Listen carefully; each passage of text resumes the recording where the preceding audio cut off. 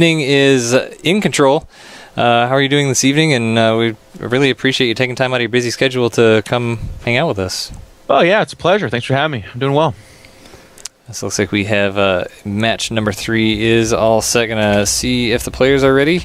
And it's going to be Miraculous Gaming's Atomic versus MicroGamerZ Stun. That's right. We have a little bit of information about these players from MicroGamerZ. We have Stun. He is Korean and a top 90 Grandmaster Protoss player. He was an academy member for FXO Korea, then joined Love Your Girlfriend, and then finally Deimos. After Deimos disbanded, he joined MicroGamerZ, and he describes his style as very solid macro. And for Miraculous Gaming, we have Atomic. He's a Grandmaster Terran player, and he's one of the up-and-coming players for Miraculous Gaming. Claims he's particularly strong in Terran versus Terran, but that's not going to help him here, as it is a Terran versus Protoss. So a Terran versus Protoss, I mean, it seems like, Terran versus Protoss is probably one of the least maps. We keep saying this, that we've seen all season. There's just been so many Zergs throughout the entire season, and these teams that we have matched up here just don't have as many Zergs, so we're seeing a bit more of a variety than we've seen so far. And the TVPs we've seen so far today have been really, really interesting, really long, and with very highly varying strategies, whereas the Zerg games we've seen, it just seems like we've seen some fairly consistent play with a couple variations. Yeah, I'd agree with that. A lot of Roach Hydra today, which has been, it seems like it's been strong in the macro even as well for Zerg, and especially versus Protoss, but even against McTerran, something that you see a lot. So it's kind of a sigh of relief or a breath of fresh air to see not as many Zerg, I guess, in the finals here as the whole kind of season leading up to it has been so many Zerg. Not that I am complaining, because I really like Zerg, but it's also nice to have some variety. It is the spice of life, as they say. Yeah, that's true. We're going to be going to Overgrowth. This is probably one of the more interesting maps. We've seen some cool play on the season. The map pool in SC2CTL definitely has a high variety. I mean, we kind of try and go with the ladder pool and add in a little bit of spice. Last season, it was that goofy-ass map. What was it called? Fruitland. Not Fruitland. Oh, the other one. Guangali Beach. Yeah. Yes. That map, in the beginning, we're like, oh man, Troy, why'd you put this map in here? But then as it went on, some of the most interesting games we saw were on that map. Yeah, that was definitely a fun map to watch. But as we jump in, getting our things set up here, it is going to be in the lower left-hand corner, the pink Protoss representing MicroGamerZ. It is Stun. And in the upper right-hand corner, the orange Terran representing Miraculous Gaming. It is the one, the only Atomic. Overgrowth has become kind of one of those gridiron maps, one of the more reliably, mostly balanced, everyone seems to like it kind of maps, which is cool because it does have gold bases, and that's one of the few maps where people don't seem to super complain about that. Sure, we've seen some Zergs just straight up expand to like even your opponent's gold base, and then famously, spine crawler rush from that. But that's the odd build. It's mostly very straight up and generic. And of course, we're talking Zerg. We don't have that issue here. It's PvT. Atomic, a North American Terran player. I've played quite a few games against him, and it's interesting to hear him, as an up-and-coming guy. That's cool to hear because he did seem to kind of come out of nowhere, and he is pretty damn good at the game. So it's cool that leagues like this kind of give these guys proving grounds to play those competitive matches and make a name for themselves before they, hopefully move on, as you talked about in the past with like Astria and Massa, to bigger and better things. I mean, in this PvT and this map, I mean, what for you? What would be some of the strengths and weaknesses of this map on one side or the other? For Protoss players, this is not a terrible map to take a third on, obviously, so you don't have to like already kind of hamstring yourself into thinking you have to do a 2-base all-in. Your base in your main is not super large, so you're not looking at getting dropped to ever-living crap. Of course, it's always going to happen in a PvT matchup, but it's not particularly bad on this map. There's plenty of space to hide tech, so you can be scary that way as well. Your 4th base and 5th base even are very logical as well. It was all the rage on the Terran side a while ago for mech play to split this map and slow push and really draw it out, but that kind of fell by the wayside because this map's actually just fine for generic and safe play as well. So on the Terran side, look to see them try to get engagements mid-map or challenge third while dropping the main. you know, kind of the standard Terran tactics are allowed to be played here, and that's what's won Terrans a lot of competition, so that's what they're going to opt for. So, I mean, speaking of hidden play, we do have a pylon going on the right side. The probe just was barely missed by the SCV of Stun coming on in.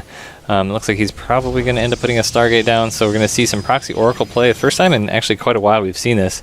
And I'm not sure if Atomic is exactly where. He did have 2 pylons in his base, so he was kind of covering the base there. Should be having a 3rd one soon, but he's not sticking around to find out. Well, it's deceiving. He's only on 1 gas until now. He just took his 2nd gas, and this Stargate is going down as if there was 2 gases behind it. So Stun has his timed out very nicely. You'll notice he's obviously skipping the Mothership Core here. He does get a Stalker out, so he has some form of an answer for that Reaper.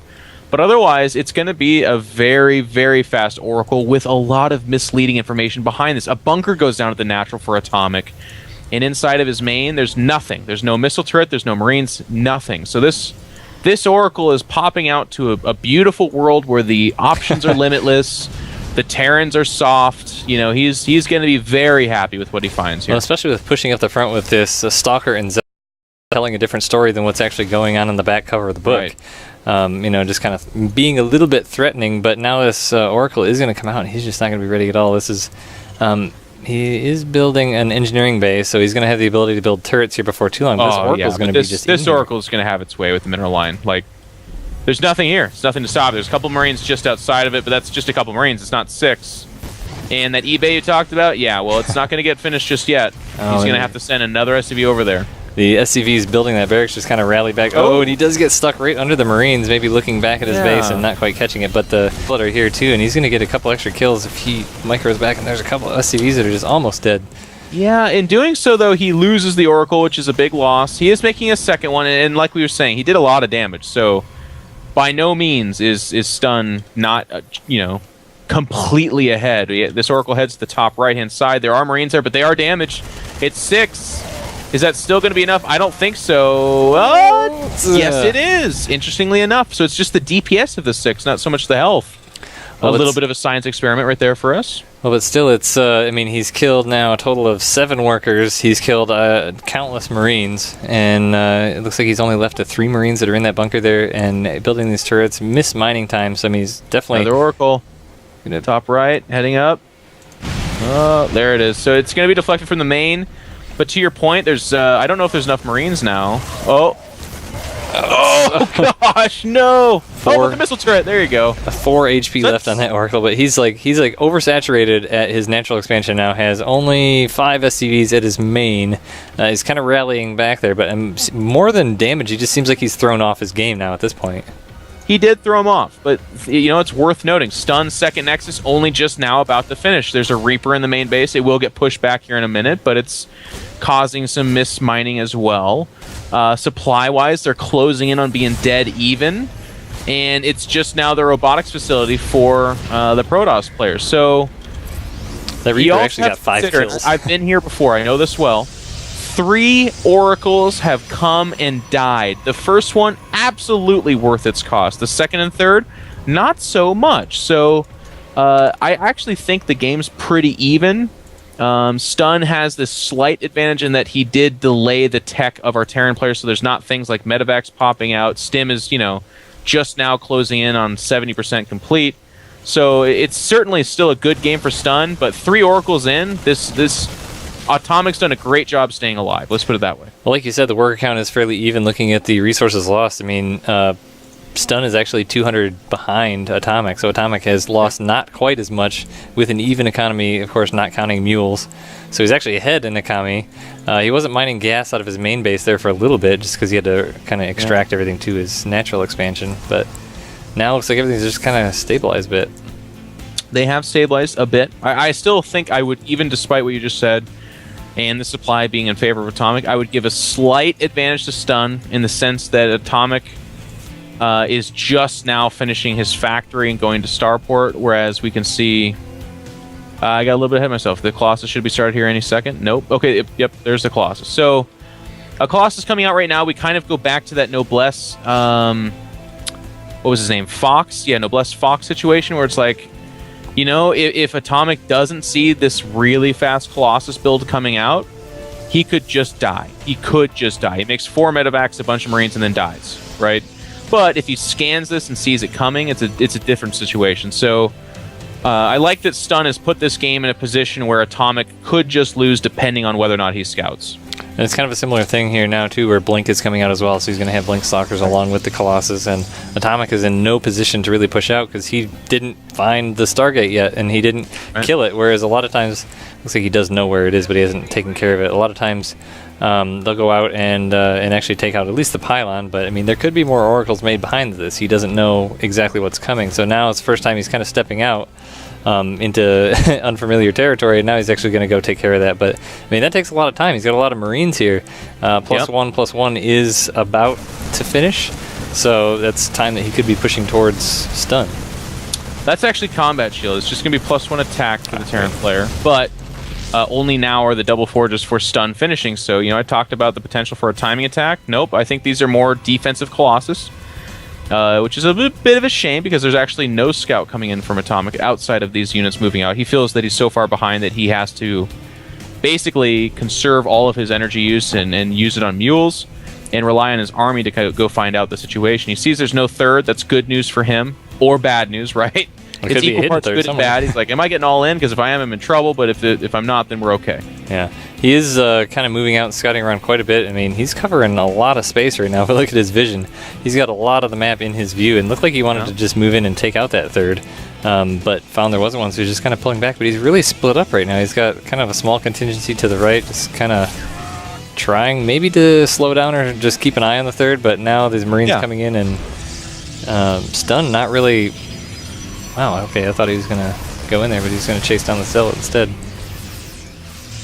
he's going to move his Colossus to the right side to try to defend this third Nexus, but with those Marauders, there's probably enough DPS, yep, exactly, to get it canceled and then back away. We exist and live in a Pult Terran-style era where armies are very rarely completely together, and when they are, it's for the big fight. And I like what I'm seeing from Atomic. He gets that third cancel, he's moving to the natural, forces a Photon Overcharge here. He's going to go for the Nexus. He, of course, will not get that. And that's perhaps where we still talk about him as a little bit of a young player. If he had more Marauders, maybe, but he does get, again, the cancellation on the right side, so nicely done. And behind this, Atomic is taking his third. He's getting armor, and there's the armory plus the engineering base. So business as usual for him at home. He's managing this very well. And he's keeping a good eye on what Atomic's doing and kind of keeping him back. Atomic was moving out there with some Stalkers a little bit. It kind of stemmed up with some barely alive Marines and ended up pushing him back a little bit. But, I mean, I'm still trying to get a read on Stun's actual game plan here. I thought he's going to get ready to move out a couple times. +1/+1 just finished up. And he is split up, like he said, has some Stalkers on the left to protect against those drops. Colossus sentries on the right. But now, I mean, it's like Atomic kind of freaked him out by pushing in on a couple sides, and now Stun is playing real defensively and covering all the angles, whereas Atomic's just pulled back and is just kind of macroing up again now. Yeah, they're fairly equal in supply, which is generally speaking very good for Protoss, but to your point, this third's getting saturated from Atomic. We don't see a Templar Archives or anything like that, so we don't have that very feared Colossus Storm combo coming out anytime too terribly soon, at least. Third is about to finish for the Protoss player. 2-2 is coming up for Stun, but our Terran player is not too far behind. There's the 2 range attack for him. Well, range attack's a silly thing to say. There's the 2 attack upgrade for him. 1 armor is about to finish. So he's in the ballpark in terms of upgrades as well. He's just kind of taking this opportunity to scout around and make sure there's no pylons sitting around the back, which he did a good job, but he just kind of barely came down and just stayed right out of the range of this one on the left side. It is a ways away, but still within a decent poking range of the third base if Atomic was to move out with a big army push. But, I mean, he does have the factory here, too, so he can see one of the Colossus there. Yeah. Yeah, the Protoss player is the one that generally can't afford to move around the map, and with that being said, Atomic's done a great job scanning around the map looking for, as you said, vision or any kind of rogue pylon. He found one by his third, but Stun's still done a great job. There's one on the left side, there's one on the right side, and that's a must for Protoss. Now even being active with its Blink Stalkers, knowing that I guess drops are not a part of Atomic's game plan, at least at this stage. So very nice play so far from both players. He's definitely terrified of the Colossus. He's making 4 Vikings at a time out of 2 starports, it looks like. And but there is an observer right over the main base of Atomic, so every time these Vikings pop out, he sees every single one of them, so he knows exactly what's coming out. Oh yeah, and that's kind of cool. A lot of times that observer would actually be at more like the natural or outside the natural, something like that, to see the army movement. But instead, he's keying in on the production, and seeing that, it's a little bit scary because he's produced 6 Colossus anyways. Like he's scouted out one thing, but then just kind of ignored it anyways. I'm not sure I like that from him, actually, because there is actually a crap ton of Vikings here, and this is such a good position for him. Oh, even hallucinating, but there's the scan, sees that there is hallucinations. Yeah, I mean, and I feel really worried for Stun now, I'll tell you. But I mean, there really is a great attack path into the third base here. Yeah, good Zealot Harass here from the Pros player. Does dislodge that third and can even challenge the natural if he wants. Atomic, meanwhile, is kind of tunnel vision. He says, nope, we're going to do this thing. And he's all balled up here. He's got to be careful, though, because there are so many Colossus that he could just take massive damage. And Stun says, you're pulling your SCVs? Let's do this. Here come the Colossus. A lot of lasers flying forward. SCVs melting away almost immediately. Stalkers not getting a good concave on the Vikings, but yeah, it's not going to be enough. Our Terran player has a fantastic concave here. Not enough support units. They push forward. The Colossus have all died. And here comes Atomic. He, sure, lost a lot of SCVs. He's not mining off his third, but he's 50 supply ahead. Yeah, well, it seems like those supply is massive. Those Colossus in the back were focusing pretty much only on the SCVs on the right side of that push. So, I mean, he wasn't really doing any DPS to the army. And it's tough. It's a tough situation for the Protoss. And that I feel like you almost have to have Storm. I mean, if it was a single reactor starport from our Terran player, then 6 Colossus are godlike. But if it's double reactor and the guy shows up with damn near 16 Vikings, I don't care how many Colossus you have, they're going to die. And there was still the Zealots pushing into the natural expansion of Atomic there, but the Vikings landed and able to take it out, and Atomic's just pushing into the natural here. He's going to end up taking out the Nexus and just end up waltzing himself right up on into the base. This is where we've seen in a couple games so far that dances are performed. Yeah, it looks like we are going to have some parity here. If I'm not mistaken, this would be the first point for MIRG, correct? Yep, indeed. And we will have that point, by the way. There's no drama here. No. This is a dead Protoss. He tried some stuff at the third, but if you actually looked over at the third, Atomic's not even frickin' mining from it. He was essentially on one base Terran economy, but that's only because he used the guys that were mining off that second base, and not necessarily the third, to give him that buffer. As you pointed out, very wisely so, the Colossus mostly shot down the SCVs, but the SCVs had already forfeit their lives. They were there to be sacrificial lambs. If they die and Marines and Marauders live, then that's a Terran that's happy. I mean, that's really where he needed the Templar, needed the Storm to just pop down the Storm on the SCVs and let the Colossus go about their business with the army. I mean, we've seen a couple PVTs so far where it's kind of been like that, where they've almost, like, in this, like you said, he rushed for the Colossus, sort of. He got him out, and he just was very defensive with him, didn't really push out with him. Yeah. But then didn't end up going for Phase 2 with the High Templar and Storm. At what point would it have been a good idea to do that, or why was that decision not made, in your opinion?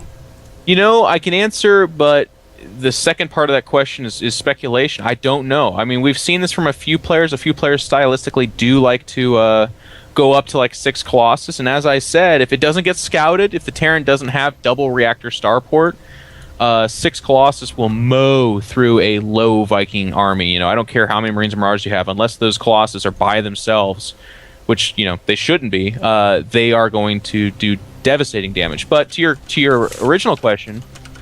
Typically speaking, it's after 2 or 3 Colossus that you start heading towards Templar, and we can almost just kind of do the math in our heads here. If you look at 6 Colossus production, he absolutely had enough room for 4 or 5 Templar and Storm at that time. And this attack came without a whole lot of harass, right? We saw him moving around the map. That was great.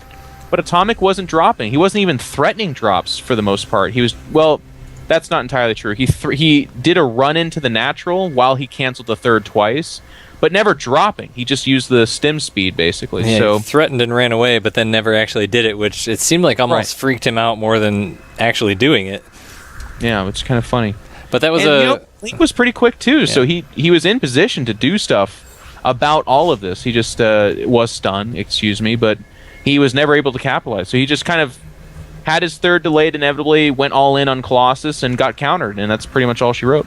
Yeah, it was a great game, and that's exactly what Miraculous Gaming needed. They needed a point, and they got it, so they've stopped the progression of MicroGamerZ here. So we're going to be ready to go into game number 3 with a score of 2-1 in favor of MicroGamerZ, but we're going to take about a 45-second break here real quick before we do that, and as the lobby's just getting finished up, and we will be right back.